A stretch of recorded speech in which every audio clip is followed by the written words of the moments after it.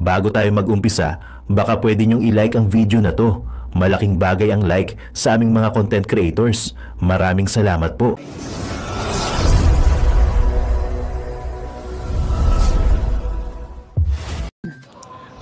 Bigyan ko lang kayo ng breaking news.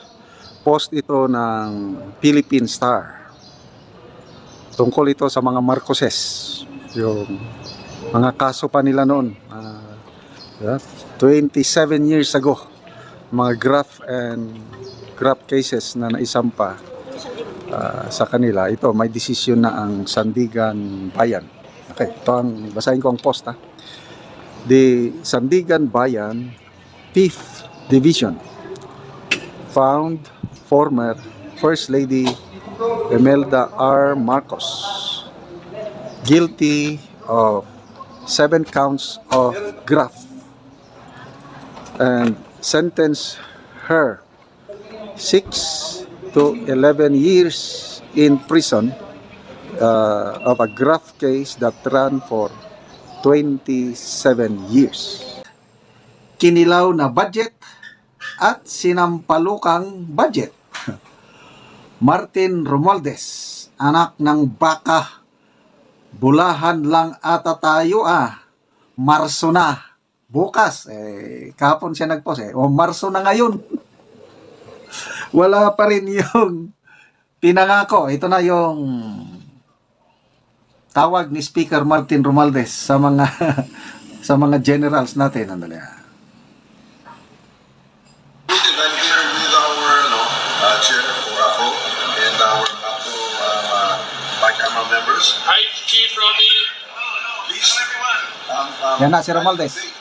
To the AFP, to our men and women in uniform, that as we committed, that the subsistence daily allowance from 150 to 350 has not only been approved, but has been approved and it's being signed right now. We will ratify the bicameral report this afternoon. So, please tell that. Palakpak. Kasi approve na daw ang budget That's all fake news. Basta nagsalita tayo when we speak. As a speaker in the House, when we speak, we mean it and we will always deliver. You are top priority, sir. Please tell the men and women in the AFP, top priority po kayo. And we are fully committed to support all of you and to keep your morale high. Always take care of you. Please convey that. Thank you. Yes, sir. Mabuhay ang AFP. Mabuhay kayo lahat. Okay. Tila totoo nga raw ang kasabihang, sadyang hindi natutulog ang karma. Matapos ang umano'y panggigipit at tila panggurgor sa pamilyang Duterte, lalong-lalo na sa pangalawang pangulo na si Sara Duterte, na tila pinaulanan ng walang katapusang samut-saring pangbabatikos ng administrasyon ngayon. Sa wakas, gumagana pa rin pala ang judiciary sa Pilipinas. Pamilyang Marcos tila muli raw kinarma. Kamakailan lamang kinumpirma na at idiniklara na ng Korte Suprema na ang 57.68 hectares na property ng pamilyang Marcos sa barangay Subapaon, Ilocos Norte ay pinatunayang ill-gotten wealth at ipinag-uutos pa ng Korte Suprema na ibalik na ito. Ayon pa sa balita na inilabas ng Korte Suprema, SC Marcos family's Poway property ill-gotten. The Supreme Court EC has ruled that a 57.68 hectare property in Barangay Suba, Pao, Ilocos Norte, owned by the Marcoses, constitutes ill-gotten wealth in a decision penned by Associate Justice Marvic Leonen. The ECN Bank rule as unconstitutional. A 25-year lease agreement signed on December 20, 1978 between the late President Ferdinand Marcos Sr. and the Philippine Tourism Authority, PTA. The Poway property, which was leased at a low rate of just 1 peso per year, was intended for the development of the Poway Lake area. But the High Court noted in its verdict that there was no evidence to support Marcos Sr.'s ownership of the land at the time the lease was executed. The AC also stated that Poway Lake and its surroundings are part of National Park, categorizing the land as public property that cannot be privately appropriated. The ruling further said that despite the issuance of Presidential Decree number 1554, that opened the land for acquisition. No documentation exists providing that the property was transferred to Marcos Sr. before the 1978 lease agreement. As a result, the AC declared that Marcos Sr. had no authority to lease the land, making the contract invalid, Leonin wrote in his decision. The High Court also said that the contract included provision stating that ownership of any improvement made during the lease would revert to Marcos Sr. upon its termination. This arrangement was found to violate the constitutional prohibition against the president holding any financial interest in a government contract as outlined in both the 1973 and 1987 Constitution. The AC said. The AC thus order that the property be returned to the state with exemption for portion now covered by free patents. Unquote. Ngayong tila hinatulan na at napatunayan na ng Korte Suprema na tila ilan sa mga ari-arian at pera ng pamilyang Marcos ay kinukonsindira na ill-gotten wealth. Ano kaya ang masasabi rito ni Pangulong Marcos Jr.? Aware na kaya siya sa pinag-utos at desisyon ngayon ng Korte Suprema? At ayon pa sa social media post ng well-known political commentator na si Crisette Laureta Chu, at least gumagana pa ang judiciary dahil wala ng silbi ang legislative. Praying for the justice who ruled in this case, but since maliit lang ang 58 hectares sa mga Marcoses, focus na lang tayo na according to the SC, ang mga ari-arian at pera ng mga Marcoses ay considered ill-gotten. Yari na, Imelda Marcos makukulong ng 27 taon. Alright, welcome to my vlog again, Boy Sardinas. So mga kababayan, napakaganda ng pag-uusapan natin ngayon. Preview pa lang yung napanood mo. Huwag ka munang magko-comment. Magko-comment na agad. Sasabihin, fake news na naman. Panoorin mo muna yung video. Bawal yung ginagawa mo, mare. Magko-comment ka kaagad ng fake news na naman eh. Ay, walang ganyan. Ay, comment pa. Panoorin mo muna yung full video bago ka magsasalita, bago ka magko-comment. Yan ang sinasabi ko sa iyo eh. Okay mga kababayan, grabe itong pag-uusapan natin ha. Kayo na mag-analyze sa video mapapanood nyo. Hindi talaga natutulog ang karma, hindi natutulog ang Diyos. Dito sa pag-uusapan natin mga kababayan, makita nyo naman sa preview, yung ekta-ektaryang lupa ay pinababalik na sa Marcoses. Grabe no? Alam niyo naman mga kababayan, yung sobrang lupa, ipamigay na yan sa tao. Hindi mo naman kayang daling yan sa libingan eh. 6 feet below lang naman ang pwede mong dalin pag ikaw ay namatay, di ba? At syempre, sa paano mapapanood nyo ito mga babayan, yung napakatagal na taon na sinampa no, sa Marcoses na mga kaso, yung mga crab and corruption, tama ba? Sa sobrang tagal ng kaso na yan, abay, meron din palang kinahihitnan. Kahit sa sobrang tagal, napakatagal na ng panahon. Ngayon pa lang, so guilty si Imelda Marcos, yung first lady ng Marcos Senior dati, malupit, no? Ito sinasabi ko mga babayan, no? Ang sabi nga nila, kahit matagal na panahon na ikaw ay namuyadyad sa buhay or yung wala ka nang iniisip, darating talaga ang panahon na ikaw ay makakarma. Lalo naman ay dapat ay pagbayaran mo ang lahat ng mga nagawa mong kasalanan sa bansang Pilipinas sa kapwa mo tao, kasi kapwa mo rin yan. Ikaw lang ay nanunungkulan, niluklok ka ng mga taong bayan, dapat ikaw ay magserbisyo, hindi mangurakot. No, hindi nyo kayang dalin lahat man ng ginto ng Pilipinas, lahat ng ginto ng mundo. Kunin mo man, agawin mo man, nakawin mo man, hindi mo yan kayang isiksik sa ataol mo. Grabe mga babayan, no? Pa-share mo tong video na to, grabe, no? So, kayo na mag-a-analyze. Siyempre, panonoorin nyo tong video na to. No? Tapusin mo. Pagtsagaan mong tapusin. At huwag mong i-skip yung mga ads na binibigay ni YouTube kay Boy Sardinas, kami mga DDS. Kasi, tinutulong natin yan sa pagkakampanya, sa PDP laban. Ayan o. Ayan o. Ayan o. Ayan. Sa lahat ng mga nangihingi ng tarpaulin ni Boy, ayan, ako nag-layout niyan. At namimigay tayo niyan. Pera ko yan ha. Hindi ho namimigay si Tatang Digong. Kuripot si Tatang Digong ha. Kaya nga ho tayo nag-upload, nagbablog para makasweldo kahit maliit, para makakatulong tayo sa pagkampanya. Kasi mahal natin ang taong bayan, mas maganda maibalik sa maayos ang Pilipinas, yung murang bilihin, di baling mababa ang presyo ng pasahod, basta importante, mura lang yung mga bilihin, lalong-lalo yung bigas, mura. O, di ba? Yun naman talaga. So, tulong-tulong tayo mga kababayan. Uy, nakikita kita. Right, sasabihin mo sa akin. Iko-comment mo ngayon. Solid PDP, laban tayo. Alright, pupusuan ko yan mga kababayan.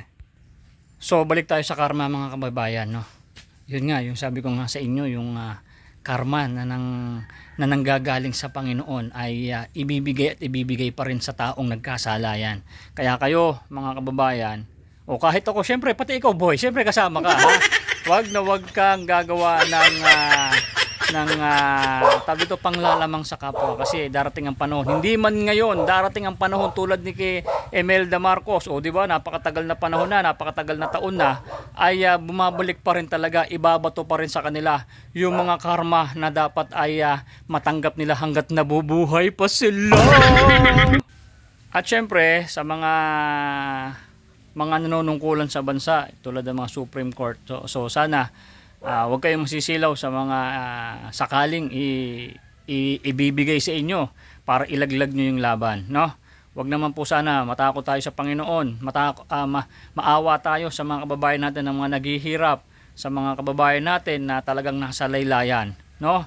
Kaya itong darating na eleksyon, magkasama-sama tayo. So mga kababayan, pakishare mo tong video na to kasi napakaganda na tong video na to. Paki-subscribe Boy Sardinas, lahat ng mga DDS vloggers, lahat ng mga kasamahan natin na mga sumusuporta sa Team Duterte PDP laban. Sana darating ang panahon, makakamtin din natin yung ating pinaglalaban. So panoorin natin to mga kamartes. Wag kang bibitaw. Wag na hindi ka magla-like. At wag kang hindi mo i-share ang video na to. At sabihin mo naman, napakaganda ng tarpaulin ni Boy PDP laban. Play mo na yung boy, napakadaldal mo. Let's go! Bigyan ko lang kayo ng breaking news. Post ito ng Philippine Star. Tungkol ito sa mga Marcoses. Yung mga kaso pa nila noon. 27 years ago. Mga graft cases na naisampa sa kanila. Ito, may desisyon na ang Sandigan Bayan. Okay, ito ang, basahin ko ang post, ha. The Sandigan Bayan 5th Division found former First Lady Imelda R. Marcos guilty of 7 counts of graft and sentenced her 6 to 11 years in prison of a graft case that ran for 27 years. So, yun po ang pangyayari. Correct me if I'm wrong, meron ibang kaso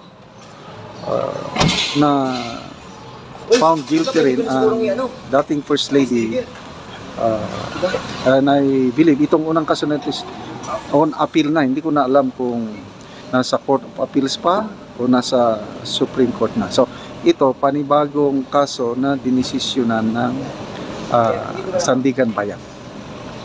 So justice system natin ito is pwede pang i-appeal, kaya hindi muna siya maprepreso. Katulad din ni Franz Castro na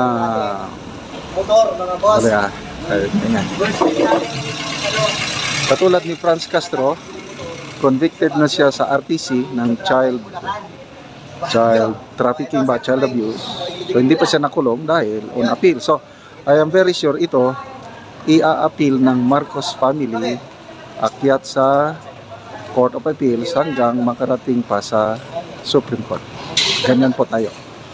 Ano pa? Yung ano pang mga kaso na maaalala ko? Yung tax evasion case.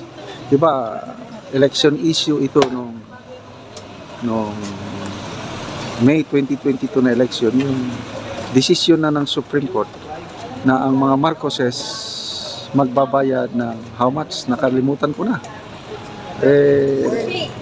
Ang hirap depensahan yan ng una. Ang paliwanag is hindi, kinukompute pa ng mga abogado. Kasi convicted talaga ang Marcos family ng tax evasion case. So, ito na naman. Sayang, ano, ako noong una, bilib ako sa Marcos family. Kasi, ang ganda ng ginawa ng Pangulong Marcos Sr. Although, hindi rin perfect ang kanyang administration, kaya may mga ganitong pangyari. So, akala ko, hindi sila corrupt. Ito na na nangyayari na desisyon na ng korte, although wala pang final hatol ng Korte Suprema, kailan dito mo na makikita akala ko maganda ang palakad, kailan itong ginagawa ng anak, wala na. Don't know kung anong mangyari. Okay, yung binasa ko mga comments is pwedeng bigyan ng pardon kasi ang presidente, anak ang presidente, pwede ba siyang bigyan ng pardon? Oh, yes na yes. Anong tawag doon? Presidential pardon. Pwedeng hindi na makulong kasi ang anak, dahil nanay niya ayaw niya, hindi pwede niyang ipardon. But let's see what will happen. Kapangyarihan ng Pangulo yung maggawad ng pardon sa mga ganyan. Okay? So, ibig sabihin nito is buhay na buhay pa ang hustisya natin sa bansa. Kasi bilib ako itong 5th Division ng Sandigan Bayan, matapang. Di nila iniisip na nanay siya ng presidente ngayon. Kung anong lumabas sa trial, findings nila, guilty talaga. Okay? Diba? So, buhay pa ang ating, magtiwala lang tayo sa mga korte, lalo na ang Supreme Court. Buhay na buhay. Ako, napakalaki ang tiwala ko pagdating sa Supreme Court na makukuha mo talaga ang hustisya. Lalo na ngayon, yung mga patong-patong na kaso ng administrasyon ito, yung PhilHealth issue, 2 petisyon ang naisampa sa PhilHealth issue. Yung impeachment ni BP Sara, 2 petisyon din yan, magkahiwalay. Yung mga vloggers, petisyon din yan. Yung isang kaso, kalimutan ko na yung isa pang kaso, basta 7 kaso na, 7 petisyon na ang naisampa sa Supreme Court laban sa administrasyon ito, at karamihan yan involves yung pag-manage ng finances sa ating bansa, at ang pinakamalala yung ginawa nila sa budget for 2025 na considered most corrupt budget in our nation's history. So, what will happen? Na-release na ang 65% budget. Marso pa lang. Paano kung i-desisyon ng Supreme Court na ang constitutional? Na-release ng pera, nagastos na. What will happen? Magkakaroon ng, I don't know, sana maayos kagad.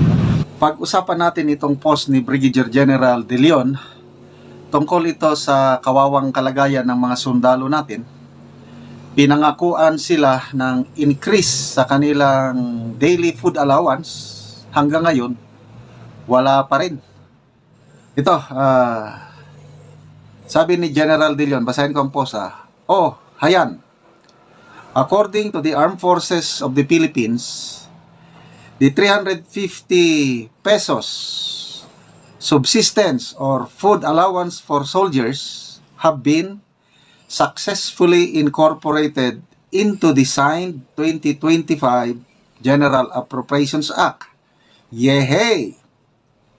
Okay, the question now is, when is it going to be successfully released so that the soldiers can successfully enjoy it?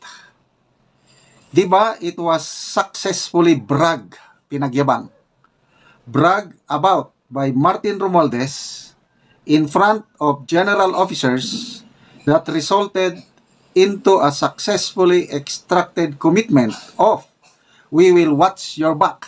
Mamaya, iparinig ko sa iyo itong tawag ni Speaker Martin Romualdez kay AFP Chief of Staff General Browner tungkol itong pangakong increase pagkain allowance ng mga sundalo. Kung sa bagay, habang hindi pa nare-release yung budget, pwede naman ulamin muna ang piniritong budget. Wow! Ano kayang lasa ng piniritong budget? Budget gisado? Tinortang budget? Pinak budget? O pinakbet? Pinak budget? Nilagang budget? Inihaw na budget? Kinilaw na budget? At sinampalukang budget? Martin Romualdez, anak ng baka. Bulahan lang ata tayo Marso na. Bukas, kahapon siya nagpost o Marso na ngayon. Wala pa rin yung pinangako. Ito na yung tawag ni Speaker Martin Romualdez sa mga sa mga generals natin. Andali. I'm here with our chair for ACO and our ACO bicameral members. Hi, Chief Robbie. Please, Yan na si Romualdez. to the AFP, to our men and women in uniform, that as we committed, that the subsistence daily allowance from 150 to 350 has not only been affirmed, but it's been approved and it's being signed right now. We will ratify the bicameral report this afternoon. So, please tell them. Palakpak. Kasi approve na daw ang budget That's all fake news. Basta nagsalita tayo when we speak. I as the speaker in the House, when we speak, we mean it and we will always deliver. You are top priority, sir. Please tell the men and women in the AFP, top priority po kayo. And we are fully committed to support all of you and to keep your morale high and to always take care of you. Please convey that. Thank you. Yes, sir. Mabuhay ang AFP. Mabuhay kayo lahat. Salamat, sir. Okay. I will relate this, sir, to the troops on the ground, and then I will include this in my speech during the AFP anniversary. So that is signed here in the BICAM. It will be ratified tonight in the plenary. We will ratify the budget on Wednesday, and the President will sign it into law. That is as good as gold. Yes, sir. So I just wanted to allay any fears that there was anything other than what we had committed in some balance to you and to the troops. Mabuhay. Maraming salamat po, sir. Maraming salamat sa inyo lahat, sir. We look forward to our fellowship on the 13th at Aguinaldo. Oh, yes, sir. Yes, sir. Okay. Mabuhay. Merry Christmas to all. Thank you. Merry Christmas, sir. Thank you. Magandang regalo ito sa mga sundalo, sir. Yes. Thank you. More will be coming. We'll be looking for more ways to support the troops. Assure them. Yes, sir. We assure them more for next year as well. Thank you. Yes, sir. Salamat po. Salamat. Salamat. So, yeah, that was December, And ako, personally, nung marinig ko yan, tuwan-tuwa din ako. Kasi ang laking tulong yan sa mga sundalo, ma-increase ang food allowance from 150 to 350. Ang laking bagay niyan. Kailang, pangako Sabi niya, basta ang ganda yung salita niya, basta nagsalita tayo, gagawin natin, we will deliver. Ito na ngayon, sinisingil ni General De Leon. Anak ng baka, bulahan lang ata tayo. Ito, ang Armed Forces of the Philippines, may statement. DZMM Teleradyo. Sabi na, the Armed Forces of the Philippines denied fake news saying that the 300 pesos daily allowance for military personnel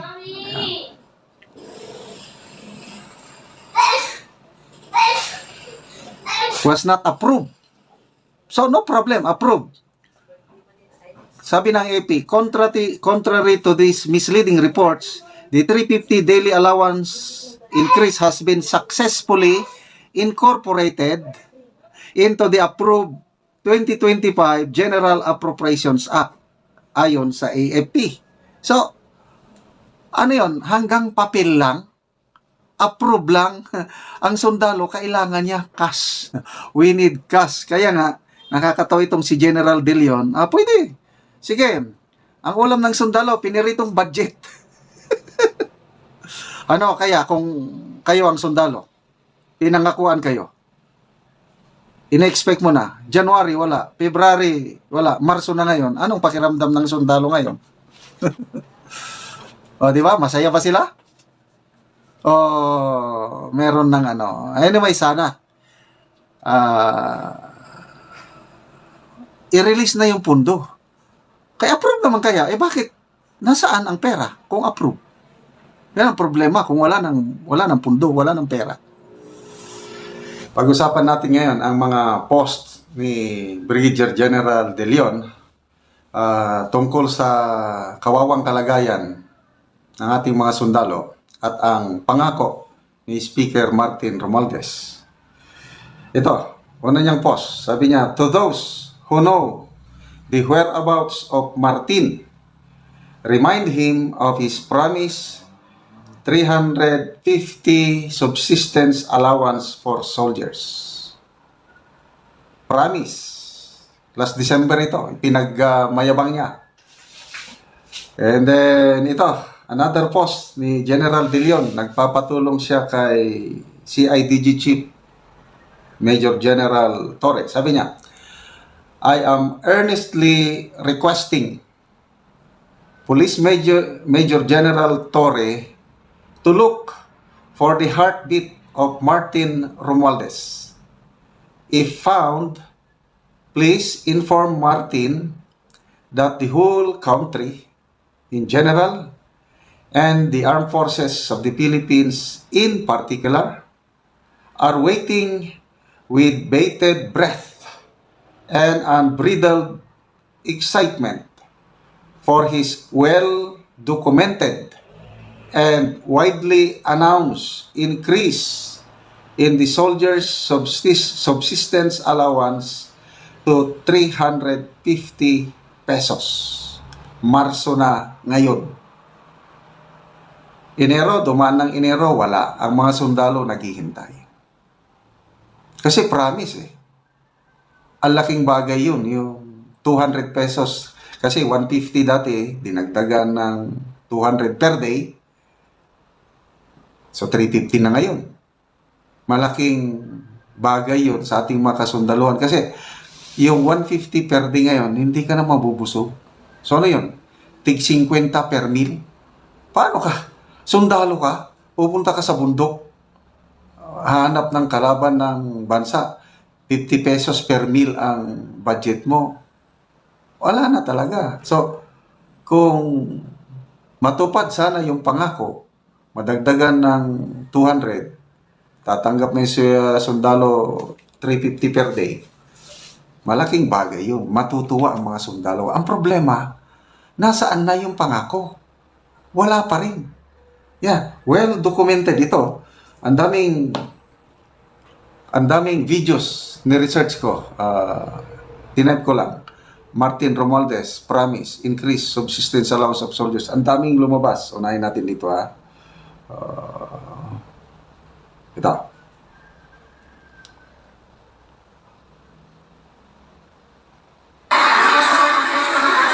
Yan o, palitrato nila sa, I think, Bicam. After Bicam. Ito na, interview sa media.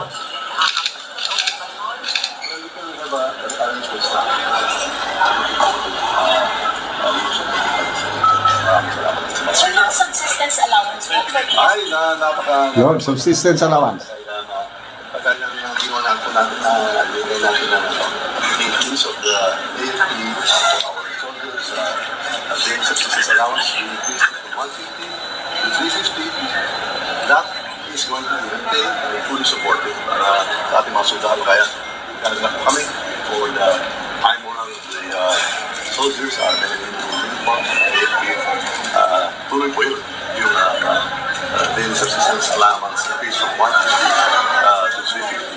Translates to almost 10,500 pesos at the point.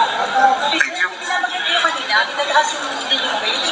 Hindi sabihin na ako na po yung bill sa house para po kasi hindi po wage. Hindi pa yan na-take up. Sige sa... Okay, isa yan ha. Pero pa, yung pagtawag niya kay General Browner, iparinig ko ulit sa inyo para ito.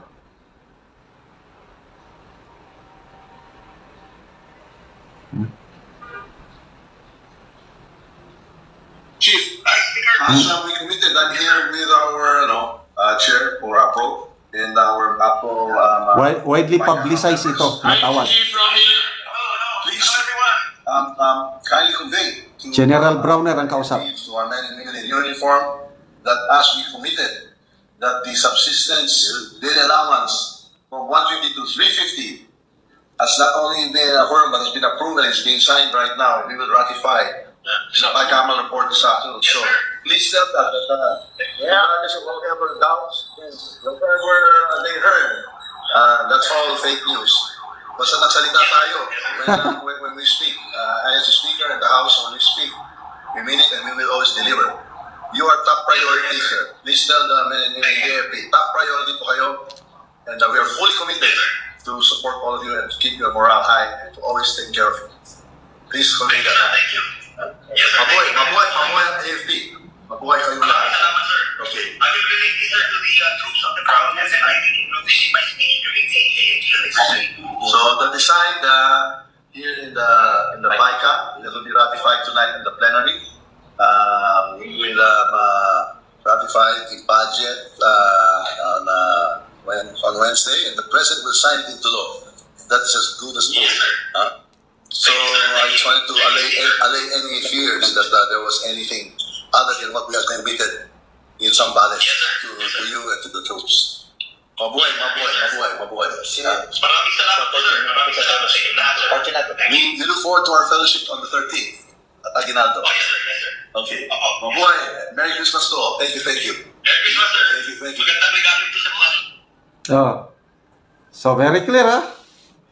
Widely publicized yun. Talagang parang sinadya na bidyuhan yung pagtawag. Tapos ikinalat sa lahat, social media, mainstream media. So, well documented. Nasaan na? Kaya tinatanong ni General De Leon, nag-release ng statement ang Armed Forces of the Philippines. Incorporated na daw sa budget 2025. Nandyan na yung increase. Ang tanong, kailan ibibigay? Sabi ni General De Leon, nakakatawa. Sige, ang sundalo pwede mang mag-ulam ng piniritong budget. At yun na nga mga kababayan, ano na ang masasabi mo? Kung mayroon kayong hinaingat komento patungkol sa balitang ito, please comment down below. Pag-uusapan natin yan sa comment section. At kung nagustuhan nyo ang video, ay huwag kalimutang mag-like at i-share na din para mas marami pang makaalam at umabot ito sa marami sa ating mga kababayan.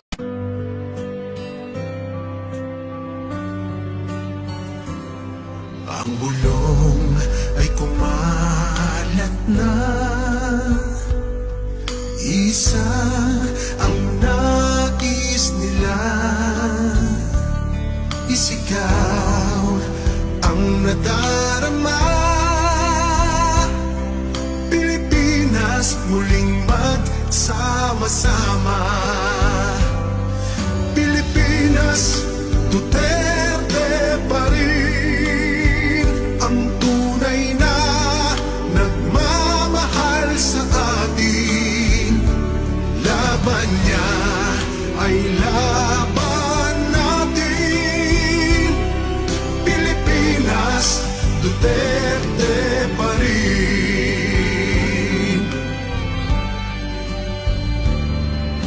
Inang bayang minamahal,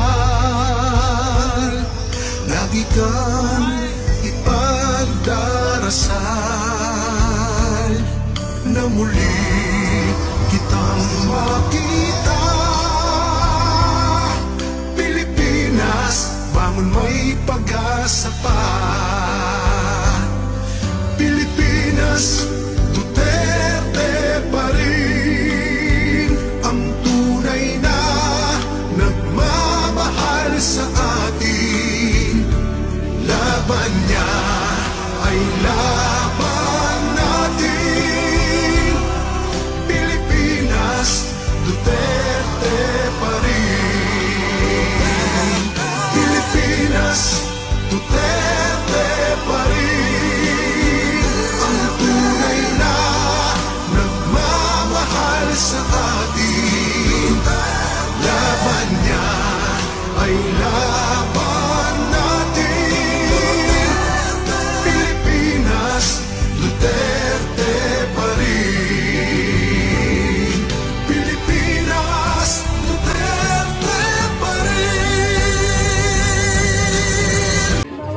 Nay, ito na yung bayad ko sa isa, ano? O, kunin mo yung isa. Isa muna. Iyan, oh. Tapos, isa pa. Diba? 4 dapat na sardinas, eh. O. O, yan. 3 na. Pang-4 na sardinas. O, okay na.